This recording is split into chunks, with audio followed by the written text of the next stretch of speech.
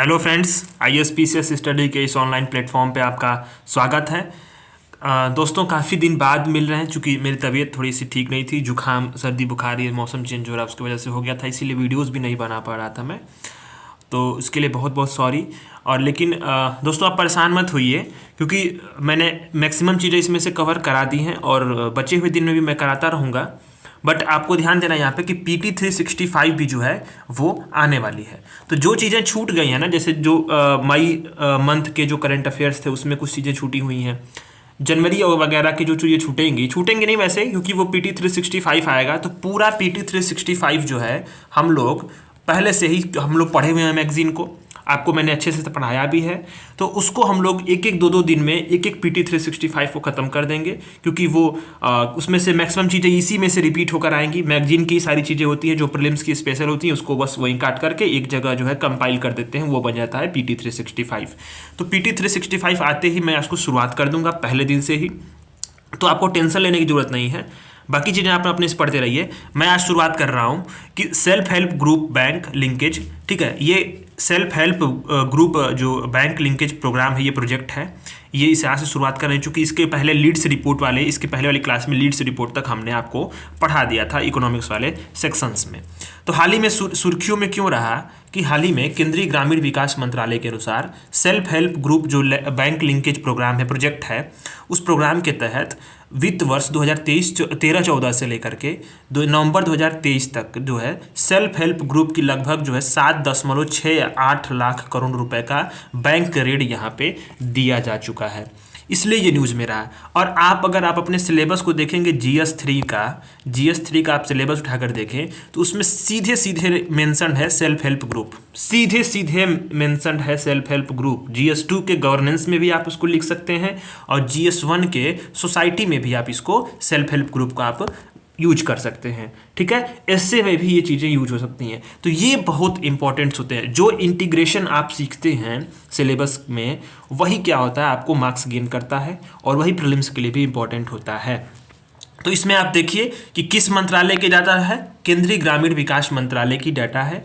यानी self help group bank linkage program था, उसके तहत कितना लगभग 7.8 लाख जो है करोड़ रुपए का बैंक ऋण दिया जा चुका है।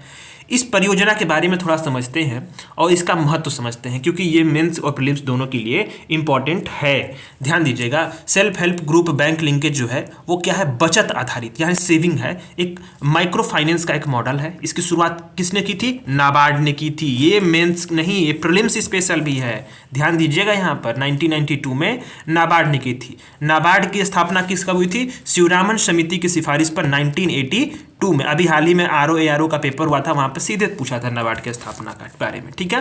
तो शिवरामन समिति की जो है सिफारिश पर 1982 में नाबार्ड की स्थापना हुई थी और सीधे 10 साल बाद जो है 1992 में जो नाबार्ड ने self help group bank linkage का प्रोग्राम शुरू किया था 1992 में। और क्या है, एक सेविंग आधारित जो है माइक्रो फाइनेंस का एक मॉडल है। इस कार्यक्रम में क्या होता है, जो सेल्फ हेल्प ग्रुप होते हैं, ठीक है, वो क्या करते हैं कि मतलब जो बैंकों को जो है सेल्फ हेल्प ग्रुप के लिए एक रियायत ब्याज दर यानी कि बहुत कम इंटरेस्ट रेट पे ऋण देना यानी कि कर्ज देना और बचत खाते खोलने के लिए अधिकृत किया जाता है, ठीक है। सेल्फ हेल्प ग्रुप क्या होते हैं, तो एक समूह होता है जिनका मतलब कोई पंजीकरण नहीं हुआ हो, मतलब एक छोटे छोटे औपचारिक रूप से समूह बनाए जाते हैं। और इसमें क्या होता है कि लगभग जो है एक सेल्फ हेल्प ग्रुप में आमतौर पे जो जिन परिवारों की आय बहुत कम होती है उससे संबंध उन परिवारों से संबंध रखने वाली 15 से 20 महिलाएं सदस्य होती हैं और छोटे छोटे ग्रुप्स होते हैं, ये सेल्फ हेल्प ग्रुप्स होते हैं, ठीक है। तो इनकी जो है बैंकों में बचत खाते खोलने और कम ब्याज दर पर ऋण देने के लिए ये कार्यक्रम शुरू किया गया था। इस कार्यक्रम का महत्व क्या है, ये मेंस में पूछ सकता है। प्रीलिम्स के लिए तो महत्व नहीं पूछेगा, महत्व ये है मेंस में पूछेगा तो आप सीधे सीधे ऐसे ही आप पॉइंट बनाकर ऐसे लिख सकते हैं, 5 पॉइंट 10 पॉइंट। वित्तीय समावेशन में बहुत अधिक मदद करता है, 100 मिलियन परिवारों को ये कवर करता है। महिला सशक्तिकरण में क्या है कि स्कूल सेल्फ हेल्प ग्रुप में आपको जो है 84% महिलाओं के जो है सेल्फ हेल्प ग्रुप से, आपको पता होगा मैंने आपको पढ़ाया था लखपति दीदी कार्यक्रम, ठीक है। लखपति दीदी कार्यक्रम और प्रधानमंत्री का लक्ष्य भी है कि लखपति दीदी कार्यक्रम के जो है संख्या को लगभग जो है 2 करोड़ और बढ़ाया जाए। ठीक, तो ये क्या है, उसी सेल्फ हेल्प ग्रुप से जो महिलाएं जो हैं लखपति बनी हैं, उन्हीं को लखपति दीदी बोला जाता है। ठीक है, तो यहाँ आप देखिए कि महिला सशक्तिकरण में, क्योंकि यहाँ महिलाएं ही होती हैं, तो महिला सशक्तिकरण में क्या है, बहुत अधिक इसका योगदान होता है। क्षमता, कैपेसिटी बिल्डिंग करता है, किसका, वित्तीय साक्षरता में प्रशिक्षण देता है, गरीबी उन्मूलन में सहायक है, क्योंकि ये टर्सरी और सेकेंडरी जो गतिविधियाँ होती हैं उससे क्या होती हैं, आय सृजन में मदद करती हैं। ये आय भी बनाता है और बचत भी बनाता है। इससे क्या हुआ है, लगभग 19% आय में और बचत में 28% की वृद्धि हुई है। और जो इनफॉर्मल सेक्टर से हम कर्ज लेते हैं, मतलब अनौपचारिक क्षेत्र से जो हम कर्ज लेते हैं, तो उसके बजाय जो है 20% की गिरावट है, क्योंकि अनौपचारिक सेक्टर में आपका ब्याज दर काफ़ी अधिक होता है और ये यहाँ जो है ब्याज दर निम्न होता है और वे भी औपचारिक रूप से बैंकों से कर्ज मिल जाता है। ये आपको ध्यान देना है, इसका महत्व ये है। ठीक, अब क्या है कि सेल्फ हेल्प ग्रुप जो है अपने सदस्यों से बचत को एकत्रित करते हैं और फिर वो बचत का क्या करते हैं, जो जरूरतमंद होता है उसको फिर वो ऋण देते हैं। ये इसका मुख्य उद्देश्य है। तो अब इसके घटक क्या हैं, तो आप ये घटक देख लीजिए। घटक ये देखिए कि इनके सदस्यों को प्रशिक्षित करना है, फिर बैंक का जो शाखा प्रबंधक है, जो बैंकों के जो ग्रामीण क्षेत्रों में होते हैं, उनके साथ समन्वय बनाना। ग्रामीण में जो बैंक सखी था, सखी प्रोग्राम था, बैंक सखियों को प्रशिक्षण देना और उन्हें नियुक्ति करना। और फिर क्या था कि ग्रामीण बैंक जो शाखाएं हैं उसमें क्या है, कम्युनिटी बेस्ड जो है, ठीक है, पुनर्भुगतान तंत्र को आरंभ किया गया। ठीक है, ये इसका था। और एक बात यहाँ पे और थी कि सेल्फ हेल्प ग्रुप का जो क्रेडिट लिंकेज यानी बैंकों से ऋण मिलना, ये इसके घटक थे। यानी इतने इतने सारे घटकों को मिला करके ये प्रोग्राम्स को जो है बिल्डअप किया गया। ठीक, तो अब आते हैं कि इस परियोजना के कई चरण रहे हैं। जैसे 1992 में शुरुआत हुई परियोजना के, तो आप देखिए कि नाबार्ड की स्थापना कब होती है, 1982 में। 1982 में ग्रामीण विकास में सबसे अधिक फाइनेंस यही करती है संस्था, कृषि में। तो आप देखिए नाबार्ड जो है 1990 से 2005 के दशक तक क्या किया कि नाबार्ड ने सेल्फ हेल्प ग्रुप और बैंक लिंकेज प्रोग्राम में सबसे पहली अग्रणी भूमिका निभाई। फिर आरबीआई ने सर्कुलर जारी करके बैंकों को अनुमति दे दी कि क्या किया कि वो आप सेल्फ हेल्प ग्रुप को कर्ज दीजिए। फिर इसके बाद क्या है कि हालांकि उस वक्त जो है ऋण क्या थे, उस वक्त ऋण डायरेक्टली देकर सब्सिडी दी जाती थी, मतलब किसी चीज़ को आप खरीदो या फिर जो मतलब उस पर सब्सिडी मिलती थी एक तरह से ऋण में। फिर चरण दूसरा आया जब 2006 से 2012 में आया था। ये तब आप समझते रहिए इसमें चीज़ों को। अब इसमें क्या हुआ कि मतलब व्यक्तियों को लक्षित करने के समय समूह को ऋण देने के लिए ध्यान केंद्रित किया गया। मतलब जैसे कि आप देखिए कि पूरे एक समूह को कर्ज दी जाए, ऐसे ही जो है व्यक्ति को विशेष को सब्सिडी व्यक्ति विशेष को ही देते थे लोग। बट अब क्या किया गया यहाँ पे कि पूरे समूह को कर्ज दिया गया। जैसे एकीकृत ग्रामीण विकास कार्यक्रम से स्वर्ण जयंती ग्राम स्वरोजगार योजना की ओर कदम बढ़ाई गई। ठीक है, ये बहुत इंपॉर्टेंट यहाँ पे स्टेप था। अब संस्थाओं से सीधे ऋण वितरण में अधिक वृद्धि हुई। ठीक, अब हालांकि क्या है कि आप देखिए कि दक्षिण राज्यों में ये बहुत अधिक मजबूती से स्थापित हुआ था। हालांकि क्या हुआ कि बहुत सारा जो है आंध्र प्रदेश में और अनेक जगह पे बहुत ज़्यादा कर्ज वितरण हुआ, तो एनपीए में भी बढ़ने लगा था, जिससे सेल्फ हेल्प का विकास ग्रुप बहुत अधिक प्रभावित हुआ। तो चरण तीसरा देखिए 2012 से लेकर अब तक जो है, ठीक है, इसमें देखिए कि डे एनआरएलएम का शुभारंभ हुआ। ब्लॉक स्तर से लेकर के पेशेवर श्रम बल हेतु समर्पित व्यवस्था स्थापित की गई। ब्याज पर सब्सिडी शुरू की गई। ठीक है, पूंजीगत सब्सिडी हटा दिया गया। और सबसे ऋण वितरण के उल्लेखनीय वृद्धि कहाँ पे हुई, बिहार में हुई, छत्तीसगढ़ में हुई, एमपी में हुई। जैसे यहाँ पे जब कम आय वाले क्षेत्रों में ऋण वितरण में जो बढ़ोतरी होती है, तो जाहिर सी बात है कि वो जो है एक अच्छा संकेत माना जाता है, क्योंकि कम आय वाले जो क्षेत्रों में अगर ऋण वितरण करेंगे तो वहाँ पे लोग डिमांड बढ़ेगी, वहाँ सप्लाई भी फिर बढ़ेगी, तो एक इकोनॉमी जो है सर्कुलर रूप से ग्रो करने लगती है। ठीक है, तो ये एक बात यहाँ पे थी। अब एक आता है कि self help group bank linkage के जो सफलता थी उसमें कौन कौन कारक ने महत्वपूर्ण भूमिका निभाई। अब यहाँ से चीज़ें मेंस के लिए आती हैं। मेंस के लिए क्या क्या आती हैं कि कौन कौन कारक जो है महत्वपूर्ण भूमिका निभाई। तो आरबीआई आपने देखा ना, पहली बार जब 1990 में जब आरबीआई ने 90 से 5 के दशक में ऊपर आपने पढ़ा, जब सर्कुलर जारी किया कि आप उसको जो है कि आप उनको मतलब ऋण दीजिए सेल्फ हेल्प ग्रुप को, तो वो सर्कुलर जो है ये बहुत इंपॉर्टेंट था। इसी के साथ जो है कर्मचारियों का और जो सामुदायिक कैडर्स थे उनका प्रशिक्षण बहुत इंपॉर्टेंट था, SLR state rural livelihood missions के तहत। ठीक, वित्तीय शिक्षा बहुत जरूरी थी, जरूरी भूमिका निभाई थी। ये बहुत बड़े फैक्टर्स थे। ठीक है, अब इसमें क्या है कि ग्रामीण स्तर पे प्रशिक्षित जो financial literacy community resource person थे उन्होंने सेल्फ हेल्प ग्रुप के सदस्यों को फाइनेंशियल एजुकेशन दिया। बैंक सखियाँ जो थी, वर्तमान में 45,000 बैंक सखियाँ जो हैं ग्रामीण शाखाओं से जुड़ी हैं, और करती क्या है बैंक सखियाँ कि बैंकों से और सेल्फ हेल्प ग्रुप के बीच में संपर्क की भूमिका निभाती हैं। वेब पोर्टल, अब इसमें क्या है कि सेल्फ हेल्प ग्रुप और बैंक लिंकेज की सूचना में कमियों को दूर करने के लिए इसको जोड़ा गया, और यहाँ पे बैंकों का कोर बैंकिंग सोल्यूशन उसको डेटा से सीधे जोड़ दिया गया। ठीक है, तो कोर बैंकिंग सोल्यूशन से होता है कि सीधे सीधे बैंक की जितनी डाटाज होती हैं वहाँ पे एक एकीकृत रूप से एक पोर्टल है जहाँ पे सभी बैंकेज जो है वो लिंक होते हैं, और इसी से जो है ट्रांजेक्शन से लेकर के अनेक प्रकार की जो भी इजिली मूवेबल्स जो चीज़ें होती हैं बैंकों के इंटर बैंकिंग ऑपरेबिलिटी में ये सहायक होता है। ठीक है, तो इसी को वेब पोर्टल्स को जो है इसको जोड़ दिया गया। इसी ये सारे कारक थे जिन्होंने जो है इस कार्यक्रम को महत्वपूर्ण भूमिका निभाई और इसमें बहुत बड़ा उनका फैक्टर था। हालांकि ये मेंस में सवाल पूछ सकता है कि इसके समझ चुनौतियां क्या थी सेल्फ हेल्प ग्रुप के सामने, बैंकिंग लिंक के प्रोग्राम के सामने। तो क्षमता निर्माण का अभाव देखा गया। हालांकि अगर मतलब इसमें देखा गया कि अगर बैंकों द्वारा सेल्फ हेल्प ग्रुप को प्रदर्शन मतलब प्रोत्साहन न दिया जाए तो इनके प्रदर्शन में गिरावट आ जाती है। प्रति सदस्य जो सेल्फ हेल्प है उसके लिए बैंक से कम ऋण मिलना। अगर मान लेते हैं कि अगर किसी सेल्फ हेल्प ग्रुप में 20 सदस्य हैं, ठीक, अब इस 20 सदस्य में से सबका मान लीजिए आपको 5 लाख 10 लाख रुपए का लोन मिला, तो प्रति सदस्य अगर देखा जाए, अगर एक मतलब सेल्फ हेल्प ग्रुप को 10 लाख का लोन मिल रहा है तो प्रति सदस्य लोन काफ़ी कम होता है, क्योंकि वो तो बट जाएगा ना 20 लोगों में। बार बार ऋण मिलने में परेशानी भी होती है, जिससे ज़रूरत है उस हिसाब से उनको मतलब ऋण मिल नहीं पाता है। इसीलिए जो है ग्रामीण को अभी भी सूदखोरों पे और साहूकारों पे और अन्य स्रोतों पे निर्भर होना पड़ता है। ऋण चुकाने में बहुत सारी चुनौतियां, इसलिए बैंकिंग का एनपीए भी बढ़ा हुआ है। कई सारे आर्थिक कठिनाई और प्राकृतिक आपदा का समस्या होने लगती है। क्षेत्रीय असंतुलन है। अभी आप देखिए कि क्षेत्रीय असंतुलन इस तरह है कि क्योंकि अभी आप सेल्फ हेल्प ग्रुप का जितना प्रसार है और जितना क्रेडिट लिंक है वो लगभग दक्षिण के जो क्षेत्र हैं, भारत है तो उत्तर भारत को छोड़ करके दक्षिण भारत में अभी भी लगभग 50% उधर ही है। पूर्वोत्तर अभी क्षेत्र छोड़ दो, उत्तर क्षेत्र छोड़ दो, पश्चिमी क्षेत्र छोड़ दो, दक्षिणी क्षेत्र में सिर्फ 52% जो है वहीं पे केंद्रित है। तो ये समस्याएं हैं।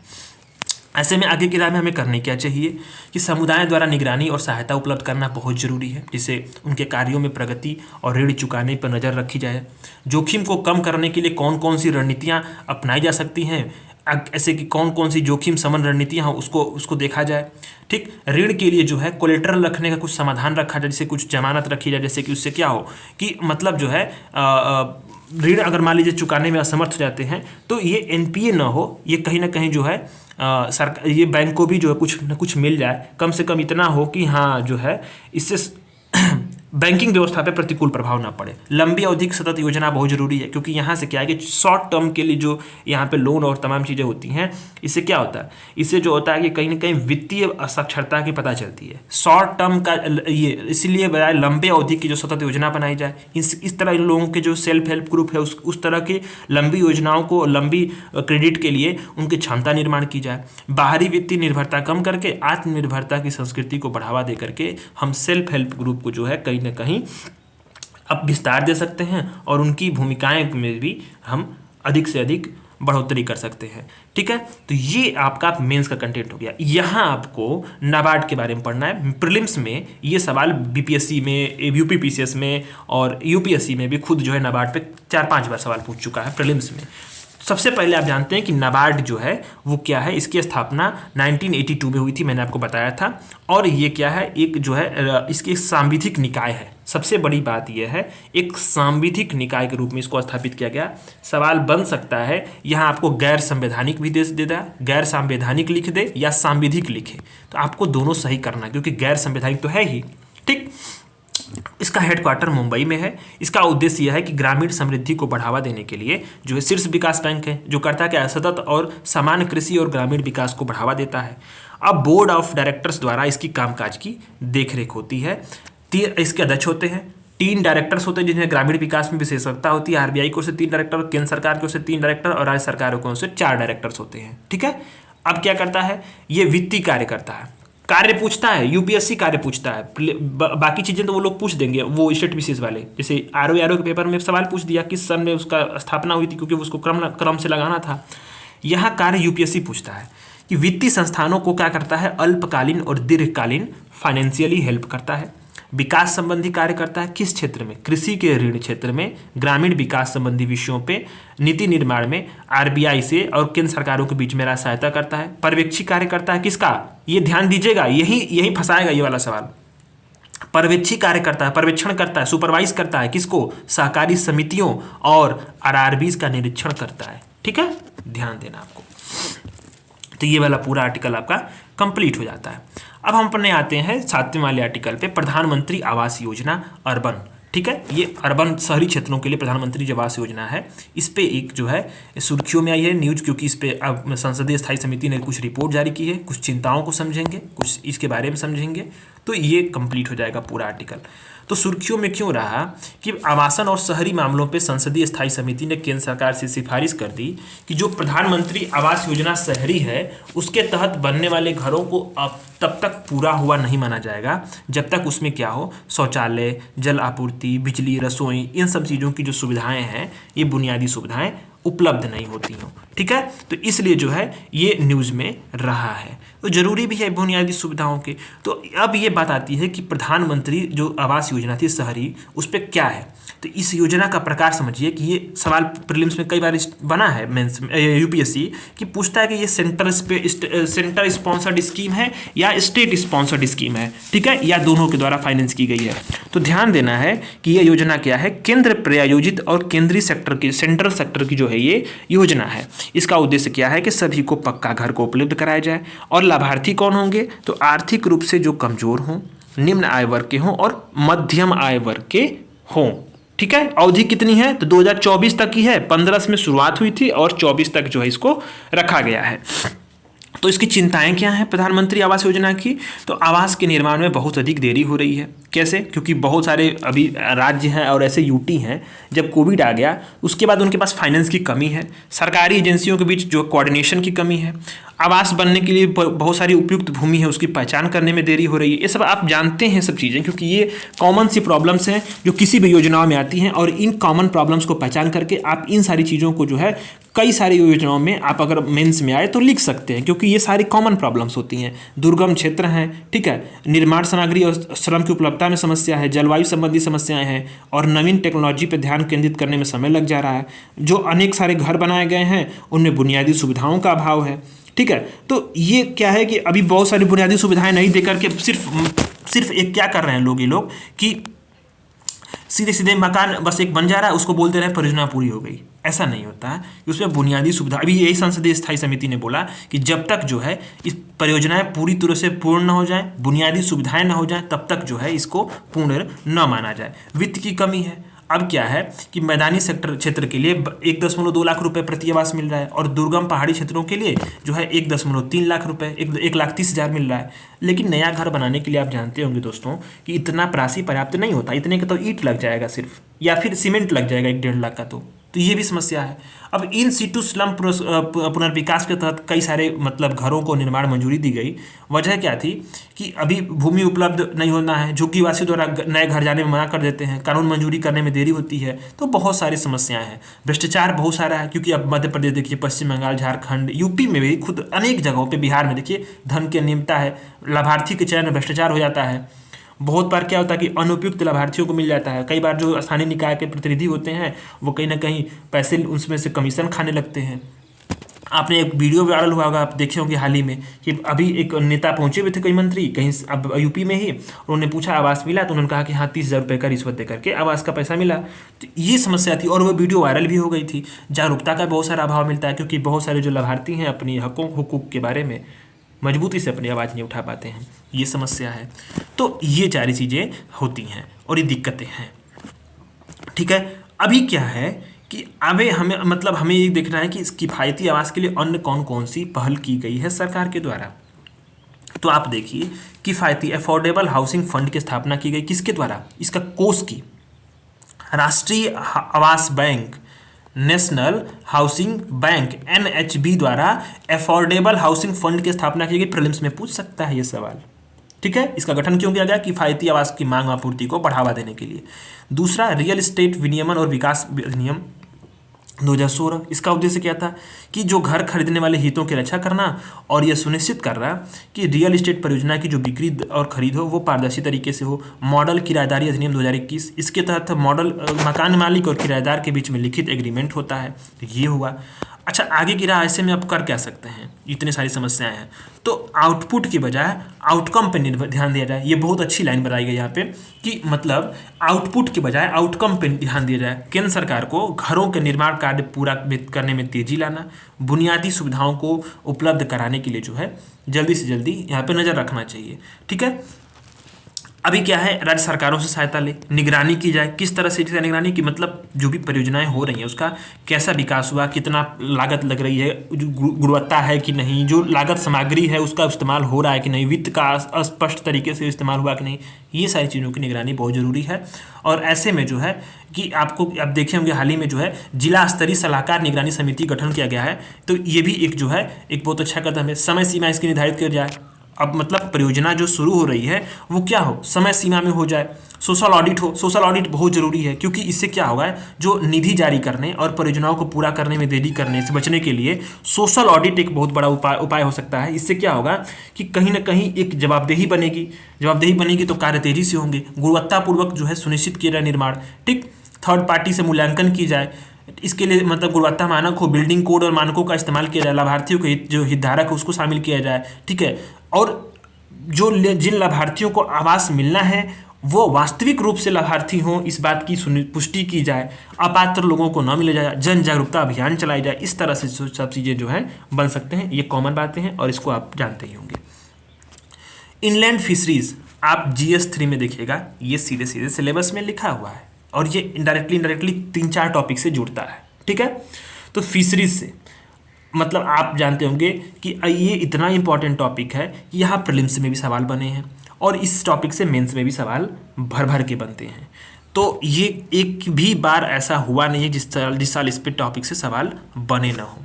ठीक है, तो ये टॉपिक को थोड़ा सा अच्छे से पढ़ते हैं हम लोग, और इस टॉपिक के बाद हमारा इकोनॉमिक्स का सेक्शन पूरा कंप्लीट हो जाएगा दोस्तों। ठीक है, तो सुर्खियों में क्यों रहा हाल ही में भारत अंतर्देशीय जल में, मतलब इनलैंड फिशरीज में। हम समुद्र की बात नहीं कर रहे हैं, हम अपने देश के अंदर जो अन्य जलाशय हैं, नदियाँ हैं, वहाँ पे इनलैंड फिशरीज की बात की जा रही है। ठीक है, उसमें इनलैंड के जो फिशरीज अंतर्देशीय जल में जो मछली उत्पादन है उसके मामले में चीन को पीछे छोड़ दिया है भारत ने। ये बहुत बड़ी बात है, और ये ऐसा है तो ये समझ लो आप मेंस में प्रीलिम्स में सवाल यहाँ से बन सकते हैं। तो अंतर्देशीय जल में मछली उत्पादन में चीन को भारत ने पीछे छोड़ा है, और भारत क्या है, मछली उत्पादन के मामले में दुनिया के शीर्ष 3 देशों में शामिल हो गया है। अब क्या होता है, जैसे अंतर्देशीय मत्स्य क्या होता है, इनलैंड फिशरीज, कि देश के भीतर जो नदी है, झील है, जलाशय है, तालाब है, अन्य जो जल निकाय हैं, वहाँ पे अगर मछलियों का उत्पादन हो, प्रबंधन हो, संरक्षण हो, तो उनको बोलते हैं अंतर्देशीय मत्स्यिकी। ठीक है, 2 तरीके से होता है, मुख्यतः 2 तरीके से किया जाता है। कैसे, मछली पकड़ने कैप्चर फिशरीज होता है, एक होता है कल्चर फिशरीज होता है। ठीक है, तो कैप्चर फिशरीज में क्या होते हैं कि मछली पकड़ने के उपकरण, गियर, जाल, इन सारी मदद से झील, नदियों और तालाबों में डायरेक्टली मछली पकड़ ली जाती है। मतलब इसमें होता क्या है कि मछली पाली नहीं जाएगी, बट जो है हालांकि डायरेक्टली वो जो मछलियां होंगी पहले से उपलब्ध उनको पकड़ ले जाएगी, तो वो होगा कैप्चर फिशरिंग। और एक होता है कल्चर फिशरीज। इसके में होता क्या है कि पहले हम मछलियों को पालेंगे, जैसे मछली में जल निकाय में ब्रीडिंग की जाएगी, चारा प्रबंधन होगा, एक नियंत्रित परिवेश होगा, इसमें कंट्रोल की जाएंगी उनके सिस्टम को, और वहाँ मछली पालन होगा, और इसके बाद जो है उनको पकड़ा जाएगा। तो एक है अंतर्देशीय जो ये मत्स्य उत्पादन का जो ये ग्राफ बताया गया है कि वर्ष 2000 के बाद से भारत जो है कितना अपने उच्चतम शिखर पे पहुंच गया। तो आप देखिए कि आप ये रेखा देखिए, ये अंतर्देशीय उत्पादन का ये रेखा है, आप देख रहे होंगे इतना सीधे, और ये समुद्री उत्पादन है। समुद्री उत्पादन अपने लेवल पे ही बना हुआ, थोड़ा सा इंक्रीज हुआ है, बट अंतर्देशीय उत्पादन काफ़ी अपने उच्चतम स्तर पे हो चुका है। ठीक है, ये बात है।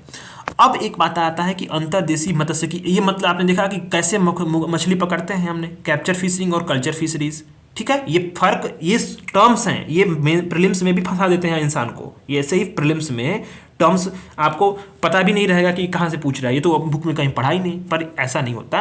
ये आप मैगजीन जब पढ़ेंगे तो बहुत सी चीज़ें आपको एक्स्ट्रा पढ़ने को मिलती हैं, और वही जो होता है आपका कॉन्सेप्ट बिल्ड करता है, और वो जो है ज़रूरी होता है। अंतर्देशीय जो मत्स्यिकी उसके प्रकार समझते हैं। तो पहला आता है टैंक और तालाब। ठीक है, इसमें क्या होता है, इसमें मत्स्य पालन का इन टैंक और तालाब में मत्स्य पालन गतिविधियों का प्रभुत्व होता है, क्योंकि भारत में टैंक और तालाब बहुत अधिक मात्रा में मौजूद होते हैं। यहाँ पे मछली उत्पादन की संभावनाएं बहुत अच्छी होती हैं। एक होता है ब्रकिस और सैलाइन एक्वाकल्चर, यानी ब्रकिस मतलब पार्श्व जल और जो लवड़ी जलीय कृषि, उसमें क्या होता है, इसमें झींगा और बंजर भूमि को आर्द्र भूमि में बदलने के लिए इसमें और यहाँ भी होता है मछली उत्पादन। कोल्ड वाटर फिशरीज होती हैं हिमालय राज्यों में। यहाँ एक प्रकार क्या है, एक ओमेगा समृद्ध ट्राउट है, यानी एक प्रकार की मछली होती है ओमेगा समृद्ध ट्राउट मछली होती है। यहाँ पे ओमेगा उसमें काफ़ी अधिक मात्रा में पाई जाती है, तो इसके लिए अवसर देती है कोल्ड वाटर फिशरीज। और होता है चौथा सजावटी ऑर्नामेंटल फिशरीज। भारत में क्या है 195 से अधिक ऐसी प्रजातियां हैं जो सुंदर सुंदर है, विदेशी मछलियां। इन सारे क्या है, इन लोगों को सजावटों के लिए पाला जाता है और खूब इसको बेचा भी जाता है। केज कल्चर होता है, यानी छोटे छोटे मध्यम आकार के जलाशयों में मत्स्य गतिविधियों को बढ़ावा देने की मदद करती हैं। और होता है नदी मत्स्यिकी। भारत में आपने देखा होगा कि नदियों की संख्या काफ़ी अधिक है, तो रिवर रेंचिंग का उपयोग करके देसी मत्स्य संसाधनों के संरक्षण और प्राकृतिक उत्पादकता को बहाल करते हैं हम लोग। ठीक है, तो ये आपका जो है इम्पॉर्टेंट है कि कितने कितने प्रकार के ये मत्स्य पालन हो जो अंतर्देशीय वो होता है।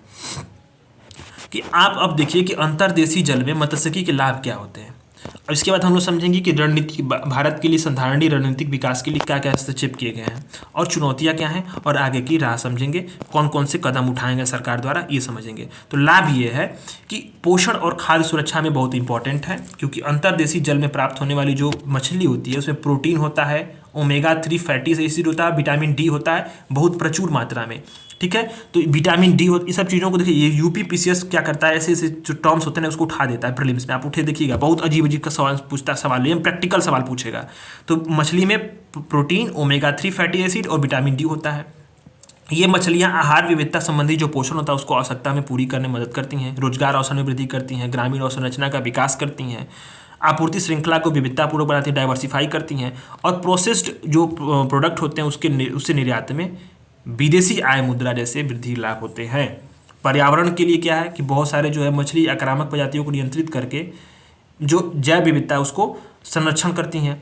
बायो रेमेडिएशन में योगदान करके जो अतिरिक्त पोषक तत्व उसके रिसाव को रोकने के लिए, और जो हार्मफुल अलगी बूम्स हैं उसको जो है उसके जो उसका मतलब प्रस्फुटन होता है, यानी काफ़ी अधिक में फैलने की जो संभावना है उसको कम कर देती है। प्राकृतिक संतुलन को बनाए रखती है। फूड वेब जो है उसको महत्वपूर्ण घटक होने के साथ अन्य प्रजातियों को भी लाभ पहुंचाती है। सामाजिक और सांस्कृतिक महत्व यह है कि जो है कि अंतर्देशीय जल मत्स्यिकी के बारे में समुदाय की पारंपरिक ज्ञान प्रणालियां और मजबूत सांस्कृतिक संबंध क्या है, इससे कि सांस्कृतिक विरासत के संरक्षण में योगदान देते हैं। शौक के तौर पर मछली पालने की जो नियमित गतिविधियों में शामिल होने से क्या है, शारीरिक और मानसिक स्वास्थ्य भी स्वस्थ बनते हैं। तो ये सारी चीज़ें हैं। अभी आप देखिए कि भारत में मत्स्यिकी के संधारणीय विकास के लिए कौन कौन से रणनीतिक हस्तक्षेप किए गए हैं। तो आप देखिए कि लघु और सूक्ष्म मतलब संधारणीय विकास, ये आप सस्टेनेबल डेवलपमेंट की बात कर रहे हैं यहाँ पे कि ये क्या है कि सक्षम नीतिगत फ्रेमवर्क को अपनाया गया है। मछुआरों समुदाय से जुड़ी संस्थाओं को बढ़ावा दिया गया है। नवीनतम तकनीकियों और प्रौद्योगिकियों का समावेश किया गया है। संधारणीय जिम्मेदार और मत्स्यिकी मूल्य श्रृंखला को बढ़ावा दिया गया है। इंटीग्रेटेड सप्लाई चेन बढ़ाया गया है और लघु और सूक्ष्म उत्पादों द्वारा इन सारे उत्पादों का वैल्यू एडिशन किया गया है जो मछली वाले संबंधित हैं। ठीक है, अभी आप जानिए कि भारत में जो अंतर्देशीय मत्स्यिकी उससे जुड़ी चुनौतियां कौन कौन सी हैं। तो उत्पादन संबंधी चुनौतियां जैसे नवीन हैचरिंग टेक्नोलॉजी हो गई, अनेक प्रकार के जल दक्ष जो कृषि पद्धतियां हैं, उससे क्या है कि इन सारे जो टेक्नोलॉजी है नवीनतम वाली उसको अभी भारत में अपनाया नहीं गया। ठीक है, तो इससे जो नवीन टेक्नोलॉजीज नहीं अपनाई जाएंगी, इससे क्या होता है कि जो नवीन टेक्नोलॉजी तो इसे उत्पादन पक्का गिरेगा और समय के अनुसार इसमें बदलाव नहीं होगा, तो फिर क्या होगा कि जो इसमें विस्तार की जो सेवाएं होती हैं वो कहीं ना कहीं सीमित होने लगती हैं, मानक कीमत नहीं मिलती है, मृदा और जल परीक्षण सुविधाएं भी कम होती हैं। तो इससे क्या होगा, मत्स्यिकी विकास का जो विकास ये प्रभावित होता है कहीं ना कहीं। और आर्थिक चुनौतियाँ हैं कि इसमें ऋण नहीं मिलता समय पे, अनेक प्रकार के ऑनलाइन ट्रेडिंग जो प्लेटफॉर्म्स नहीं है, सही सारे जो है जैसे कि आप देखिए ई नैम शुरू हुआ कृषि क्षेत्र के लिए। ई नैम ये क्या है, इलेक्ट्रॉनिक मंडी एक तरह से, ये पूरा यहाँ पे सारी आप इसमें कृषि संबंधित उत्पादों को बेच सकते हैं, खरीद सकते हैं। इसमें मैंने एक आर्टिकल भी लिखा, उसको मैंने शेयर किया था, बहुत बार पहले बता भी चुका हूँ इसमें। इसी तरह से मछली सेक्टर में ऐसा क्या है कि ऐसा कुछ भी नहीं है, ऐसे कोई भी दक्ष इलेक्ट्रॉनिक सरकार के द्वारा ट्रेडिंग प्लेटफॉर्म नहीं बनाया गया है। तो ये क्या है कि मछली उत्पादन के बाद उत्पाद बर्बाद होता है अवसंरचना संबंधी चुनौतियां भी हैं, कोल्ड चेन की सुविधाएं नहीं हैं, और मछली उत्पादन के बाद प्रबंधन के लिए इंफ्रास्ट्रक्चर कमी है। पर्यावरण से जुड़ी चुनौतियां क्या है कि मशीनीकरण का अभाव है, और ट्रेडिशनल नावों का उपयोग करने से क्या जल प्रदूषण और अनुचित जो है जलीय कृषि प्रबंधन जैसी समस्याएं होती हैं। जीवों से प्राप्त होने वाले प्रोटीन की मांग के कारण संधारिता का मुद्दा उठता है, क्योंकि फिश स्टॉक का पूरी तरह से दोहन होता है। अब अधिक क्षमता में अगर मछली पकड़ी जाएंगी तो क्या हुआ, कुछ जगहों पर तो नाम मात्र की मछलियाँ रह गई हैं, ये भी समस्या है। तो भारत द्वारा कौन कौन से कदम उठाए गए हैं पहले वो समझिए। तो आप इसमें देखिए कि बहुत बहुत एक ई गोपाला ऐप, सबसे पहले तो प्रीलिम्स के लिए देखिए ई गोपाला ऐप, ये सवाल पूछा था एक बार। ई गोपाला ऐप का क्या मतलब है कि इसमें क्या हुआ कि इसका उद्देश्य है कि बाजार की जानकारी प्रदान की जाए, बिचौलियों की भूमिका को समाप्त करके जलीय कृषि में किसानों को मदद करना है।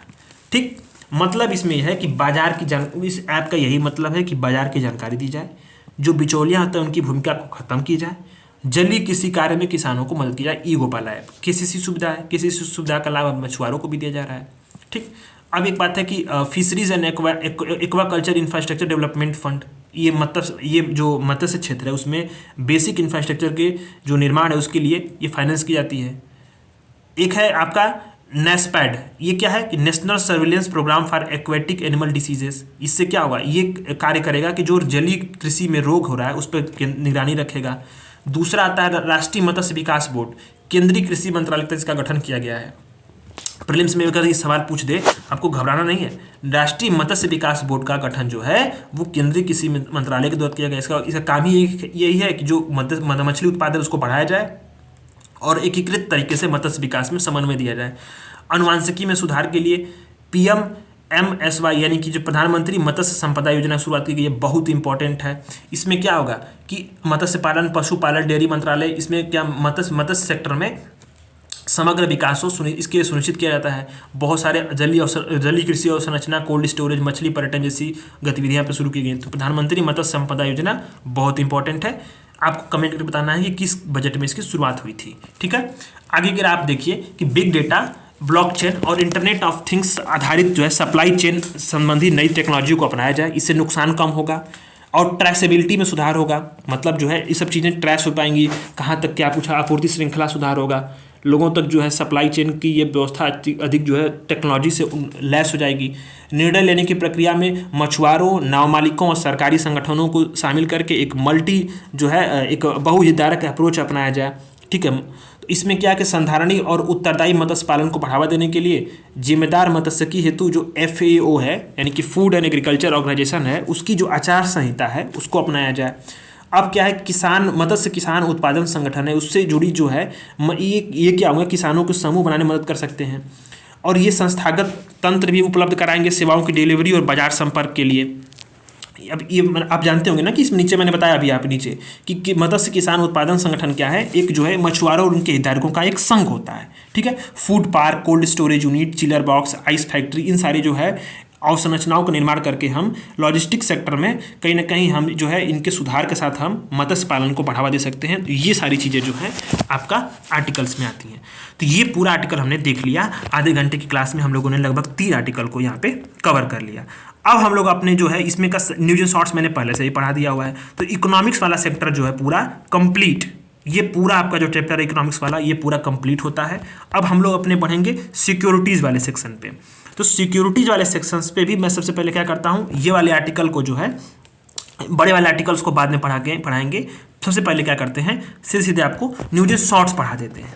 न्यूज एंड शॉर्ट्स क्या होता है, यहाँ से प्रीलिम्स में सवाल बनने की संभावनाएं होती हैं, तो सबसे पहले हम लोग उसी को पढ़ लेते हैं। न्यूज एंड शॉर्ट्स पढ़ने से होगा क्या कि जो प्रीलिम्स के जो मेन चीज़ें होंगी वहाँ हम लोग कवर कर लेंगे। इसके बाद जो है अन्य सारी चीज़ों को हम लोग देखेंगे। ठीक है, तो न्यूज एंड शॉर्ट्स में सिक्योरिटीज़ में दिया गया है पहला आर्टिकल कि उग्रपंथियों द्वारा नई टेक्नोलॉजियों द्वारा इंटरनेट का दुरुपयोग, जो एक्सट्रीमिज्म है उसके थ्रू जो है ये क्या कर रहे हैं कि किस प्रकार से नई टेक्नोलॉजी और इंटरनेट का उपयोग करके ये जो देशों में चाहे जो अनेक प्रकार के विश्व में अनेक प्रकार, ये गलत शब्द है, विश्व में अनेक प्रकार की जो है ये आतंकवाद के प्रारूप जो फैले हैं, ठीक, उस पर किस तरह से निपटा जाए, इस पर हम एससीए के सदस्यों के साथ एंटी टेररिज्म में भारत ने बैठक की है।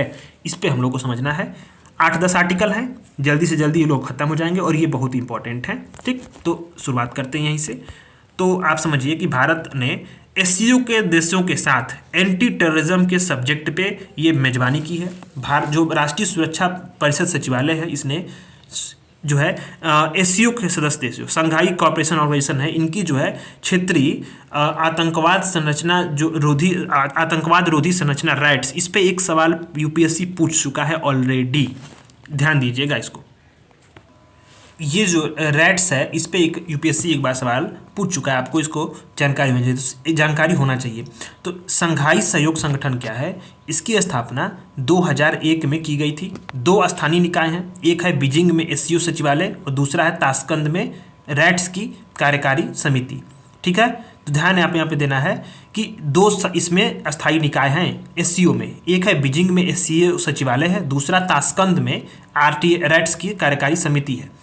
तो इसमें आपको ध्यान देना है कि कौन कौन से सदस्य हैं, ये आपको वनडे एग्जाम्स में भी इंपॉर्टेंट्स हैं। तो एससीओ सदस्य में आपको ध्यान है कि चीन है, भारत है, ईरान है, ताजिकिस्तान है, किर्गिस्तान है, कजाकिस्तान है, उज्बेकिस्तान है, पाकिस्तान है और रूस है। ठीक है, इतने सारे संगठन क्या हैं, एससीओ के सदस्य हैं।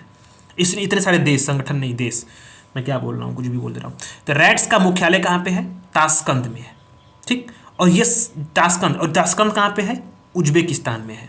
और यहीं पे हमारे एक प्रधानमंत्री की जो है वायु दुर्घटना में या फिर जैसे भी हो मृत्यु हो गई थी, आपको पता होगा, वो थे लाल बहादुर शास्त्री। ठीक है, तो यहाँ पे क्या है कि एससीओ का एक अस्थायी निकाय है, यह आतंकवाद, अलगाववाद, उग्रवाद के खिलाफ सदस्यों में सहयोग को बढ़ावा देने का कार्य करता है, उसका नाम है रैट्स। ठीक है, रैट्स, तो ये आपको ध्यान देना है। तो इसमें क्या है कि अब इसमें बताया गया है, जो ये बैठक हुई इसमें बताया गया कि उग्रपंथियों द्वारा टेक्नोलॉजी और इंटरनेट का दुरुपयोग करके एक क्या किया जा रहा है, साइबर हमलों और महत्वपूर्ण अवसंरचनाओं को जो है हमला इन पर निशाना बनाया जा रहा है। और ये कौन है, नॉन स्टेट एक्टर्स हैं, यानी कि स्टेट, एक होता है नॉन स्टेट एक्टर्स और एक होता है स्टेट एक्टर्स। स्टेट एक्टर मतलब स्टेट के द्वारा, राज्य के द्वारा प्रायोजित जो भी आतंकवाद होता है उसको बोलते हैं स्टेट एक्टर्स। और दूसरा होता है नॉन स्टेट एक्टर्स, जिसमें होता ही है कि जो राज्य के अलावा ऐसी कौन सी संस्थाएं हैं राज्य के अलावा जो क्या कर रही हैं, जो किसी भी व्यक्ति हो, संस्था हो, निकाय हो, कोई भी हो, जो क्या कर रही हो, वो पूरे विश्व की जो पावर बैलेंस है ना उसको प्रभावित कर रही हो। जैसे उसमें एनजीओ आ जाएंगे, कॉर्पोरेट्स आ जाएंगे, मीडिया ऑर्गेनाइजेशन आ जाएंगे, बिजनेस आ जाएंगे, ये सब तमाम हो रही हैं। ये क्या कर रही हैं कि नॉन स्टेट एक्टर्स जो हैं ये साइबर हमलों के जरिए महत्वपूर्ण अवसंरचनाओं को सक्षम कर दे रहे हैं। ये इसे उग्रवादियों द्वारा टेक्नोलॉजी और इंटरनेट का दुरुपयोग हो रहा है। सीमा पार जो मादक पदार्थ हैं, हथियारों और गोला बारूद का जो तस्कर उसके लिए ड्रोन का उपयोग कर रहे हैं। ऑनलाइन चरमपंथ के माध्यम से फेक न्यूज़, डार्क वेब और एआई सक्षम टूल और सॉफ्टवेयर का व्यापक उपयोग कर रहे हैं। वर्चुअल मुद्राओं के जरिए मनी ट्रांसफर कर, इसे पकड़ा भी नहीं जा पा रहा है। 2017 में आप जानते होंगे वाना कराई रेमसेवर हमला इसका उदाहरण है। तो ये बैठक में सामने निकल कर आया। तो यहाँ पर सवाल 2 प्रीलिम्स में बन सकते हैं। एससीओ के बारे में पूछ सकता है, रैट्स को आपको समझना है, क्षेत्रीय जो आतंकवाद रोधी संरचना है इसका मुख्यालय भी कहाँ पे है ये भी ध्यान देना है आपको, ताशकंद उज्बेकिस्तान में। और इसके लिए कौन कौन से उपाय किए गए हैं, तो ये जो है उपाय नहीं पूछेगा प्रीलिम्स में, ये आप जान लीजिए, मेंस के लिए आपको इंपॉर्टेंट रहेगा। तो यहाँ पे आप देखिए कि बहुत सारे उपाय किए गए हैं, तो अगर पूछ भी दे तो कोई आपको घबराने की बात नहीं रहेगी। यूएनएससी का नई दिल्ली घोषणा पत्र जारी किया गया। ये क्या था घोषणा पत्र, यह जो है आतंकवाद के लिए नई और जो उभरती टेक्नोलॉजीज उसके उपयोग पर निपटने से ये बात करता है। एफएटीएफ ने वर्चुअल एसेट को जारी, मतलब इसको रेगुलेट करने के लिए, वर्चुअल एसेट मतलब वही ऑनलाइन क्रिप्टो करेंसी वगैरह जो यूज हो रहा है उससे उसको रेगुलेट करने के लिए 2018 में जो है इसको दिशा निर्देश जारी कर दिए थे। आतंकवाद रोधी अभियानों में जो है इंडियन आर्मी फेशियल रिकॉग्निशन तकनीक का उपयोग कर रही है चेहरे को पहचानने के लिए। ग्लोबल काउंटर टेररिज्म फोरम ने Berlin memorandum on good spreadset to counter the terrorism use of unmanned aerial system, इस चीज़ को अपनाया है। तो ये बस आपको ध्यान देना है यूएनएससी। अब इसमें प्रीलिम्स में सवाल यही पे बन सकते हैं, एससीओ के साथ जो बैठक हुई है, रैट्स का मुख्यालय पूछ सकता है, रैट्स क्या है, एससीओ संगठन के बारे में पूछ सकता है, बस खत्म। अब आता है हम लोग का दूसरा वाला आर्टिकल, दक्षिण पूर्व एशिया अफीम सर्वेक्षण 2023, साउथ ईस्ट एशिया अफीम सर्वे 2023 को जारी किया गया। ये बहुत इंपॉर्टेंट है, ये बहुत इंपॉर्टेंट समझो आप। यहाँ पे मेंस में सवाल तो बने ही बने हैं, प्रीलिम्स में भी यहाँ से बने, खूब सवाल बने हैं। तो रिपोर्ट क्या है कि दक्षिण पूर्व एशिया अफीम सर्वेक्षण, इस पर रिपोर्ट जारी की गई है। ठीक, इस रिपोर्ट में दक्षिण पूर्व साउथ ईस्ट एशिया में जो अफीम पोस्ता की खेती होती है, अफीम पोस्ता, ओपियम पॉपी, ये बहुत इंपॉर्टेंट है। यहाँ से बहुत सारे जो है नशीले जो है इससे क्या होते हैं कि उत्पाद निकल के सामने आते हैं और यहीं से जो है नशे का कारोबार भी होता है। दक्षिण पूर्व एशिया में अफीम पोस्ता पे खेती का आकलन किया गया है। आप जानते होंगे एक होता है गोल्डन ट्रायंगल और एक होता है गोल्डन क्रिसेंट, ठीक है। इसी के बीच में भारत पड़ता है हमारा, ठीक है, भारत हमारा देश इसी के बीच में पड़ता है। तो गोल्डन क्रिसेंट में क्या है, आप सवाल ये पूछा है प्रीलिम्स में, ये प्रीलिम्स में सवाल पूछा है। ईरान, आपको ध्यान देना है दो शब्दों पे, ईरान, अफगानिस्तान और हो पाकिस्तान। अब ये क्या है, ये गोल्डन क्रिसेंट है। गोल्डन क्रिसेंट में ये सवाल पूछा था, ईरान, अफगानिस्तान और पाकिस्तान है। अब यहाँ सवाल दे देगा उज्बेकिस्तान, ताजिकिस्तान, किर्गिस्तान, कोई एक स्थान बोल देगा, इराक बोल देगा। यहाँ सवाल पूछा था इराक दे देगा, तो ऑप्शन में कंफ्यूज नहीं होना, बस सिर्फ तीन ही नाम याद रखना, ईरान को, अफगानिस्तान को और पाकिस्तान को। ये है गोल्डन क्रिसेंट। ये क्या करते हैं, गैर कानूनी रूप से अफीम उत्पादन करने वाले क्षेत्र हैं। दूसरा आता है गोल्डन ट्रायंगल। गोल्डन ट्रायंगल में क्या है, म्यांमार हो गया, ठीक है, थाईलैंड हो गया और लाओस हो गया। म्यांमार, थाईलैंड, लाओस, ठीक है, ये आपका गोल्डन ट्रायंगल हो गया। ये क्या करते हैं, ये भी गैर कानूनी तौर से अफीम उत्पादन करने वाले क्षेत्र हैं। तो ये दो सेक्टर के बीच में भारत पड़ता है, और इससे क्या, इसीलिए भारत में नशे का कारोबार जो है और अवैध मादक पदार्थों की तस्करी एक सबसे बड़ी मुद्दा है पूर्वोत्तर के क्षेत्रों से, और ये हमारे पश्चिमी जो क्षेत्र है, पश्चिमी सीमा है वहाँ से, नेपाल के रास्ते से ये समस्या होती है। तो इस रिपोर्ट में ये बताया गया है कि जो गोल्डन ट्रायंगल संबंधी जो अफीम अर्थव्यवस्था में 2023 में वृद्धि देखी गई है, और म्यांमार दुनिया का अफीम का सबसे बड़ा उत्पादक देश बन गया है। बहुत इंपॉर्टेंट है, अफगानिस्तान में तालिबान की सरकार के बाद अफीम के उत्पादन में कमी आई है, और इसी कारण से म्यांमार दुनिया में अफीम का सबसे बड़ा उत्पादक देश बन चुका है। ये आप नोट कर लीजिएगा, कॉपी में सवाल बनेगा यहाँ से। अफीम उत्पादन में सब सवाल पूछ सकता है, अफीम उत्पादन में सबसे बड़ा उत्पादक देश कौन सा है, तो अब है म्यांमार। अब लक्षित आकलन में सागाइंग क्षेत्र में बड़े पैमाने पे अफीम की खेती के संकेत मिले हैं। अब म्यांमार का जो सागाइंग क्षेत्र है, ये क्या है, भारत और म्यांमार सीमा पर स्थित है।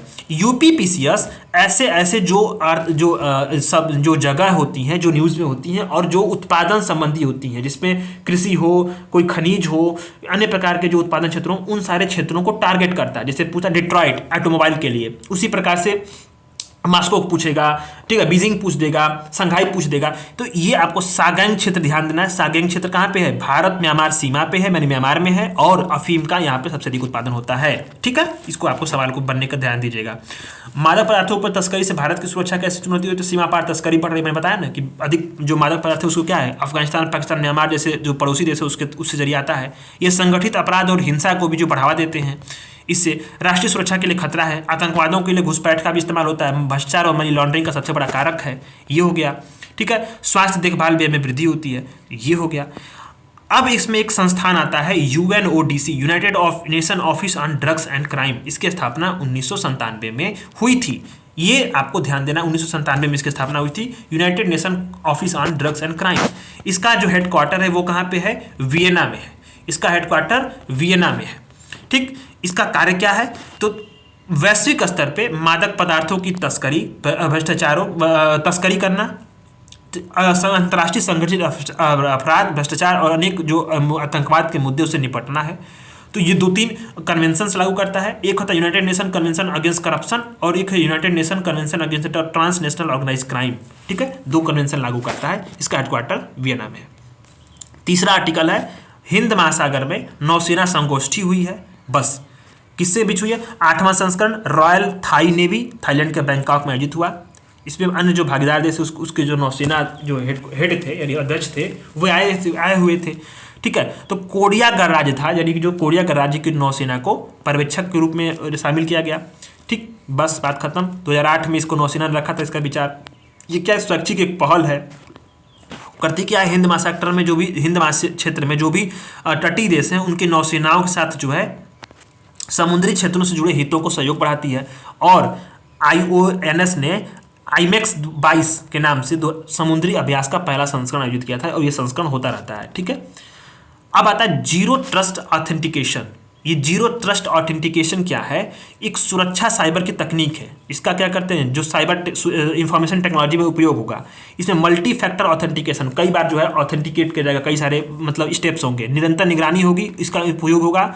और नेवर ट्रस्ट ऑलवेज वेरीफाई का इसमें जो है सिद्धांत फॉलो किया जाएगा। नेवर ट्रस्ट ऑलवेज वेरीफाई, कभी भी विश्वास मत करिए, हमेशा वेरीफाई करिए। इस किस लिए लाया गया है, ये केंद्र सरकार ने जो मंत्रालय हैं अति महत्वपूर्ण और विभाग हैं, उनके 10,000 जो कर्मचारी काम कर रहे हैं, यूजर्स हैकर्स हैं उनके लिए लगभग एक सुरक्षित ईमेल प्रणाली को स्थापित किया है। क्यों किया है? क्योंकि ये साइबर हमलों का खतरा बढ़ रहा है। तो एनआईसी ने यानी राष्ट्रीय सूचना विज्ञान केंद्र ने जीरो ट्रस्ट ऑथेंटिकेशन को शामिल करके इस प्रणाली का डिजाइन किया है। यह जो है एनआईसी क्या करता है? इलेक्ट्रॉनिक्स और सूचना प्रौद्योगिकी मंत्रालय के अधीन कार्य करता है। ठीक है, ध्यान देना आपको। डिफेंस हेतु ड्रोन, डीआरडीओ ने इसका परीक्षण किया है।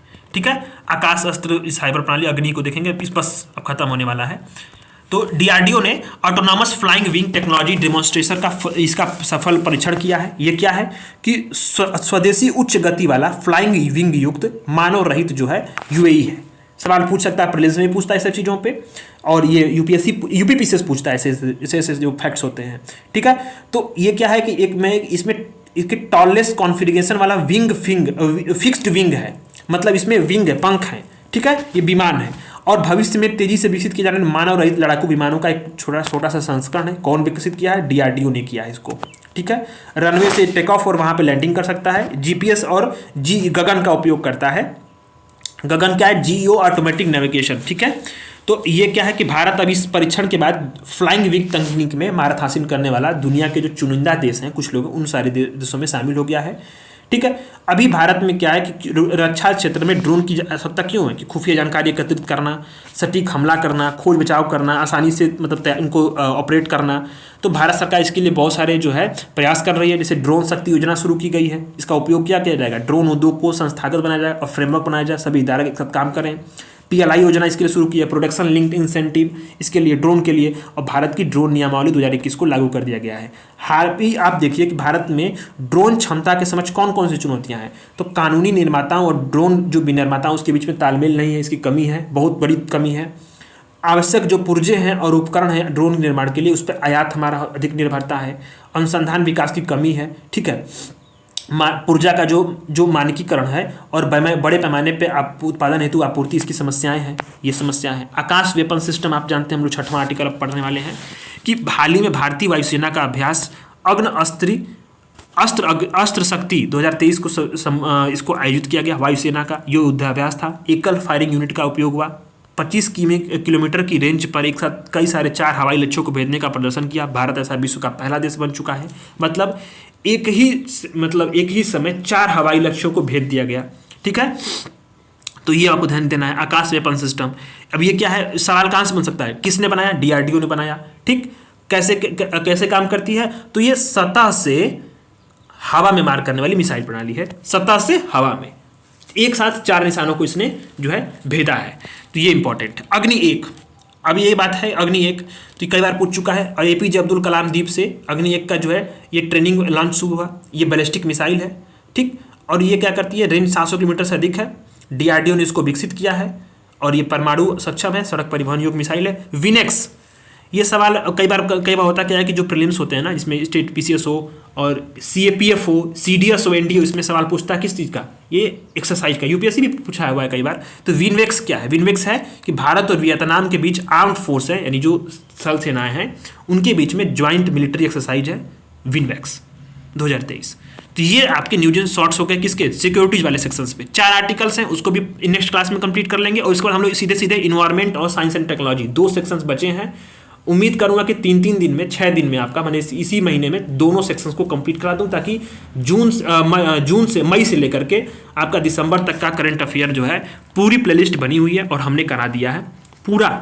तो उम्मीद है कि आपका जो है 25 तारीख तक आपका मैगजीन कंप्लीट हो जाएगा। और मैगजीन को आप लोग रिवाइज करते रहिए दोस्तों, सपोर्ट करते रहिए। अपने फीडबैक जरूर दीजिएगा कि कैसे लगी क्लास आपको। और पीटी 365 निश्चिंत रहिए, पूरी क्लास कराएंगे 1 दिन में 2 दिन में लगभग, हम उम्मीद करते हैं, क्योंकि हम लोग पहले से पढ़े हुए हैं सारी चीज़ों को। और पीटी 365 इन्हीं सारी चीज़ों को कंपाइल करके आएगी।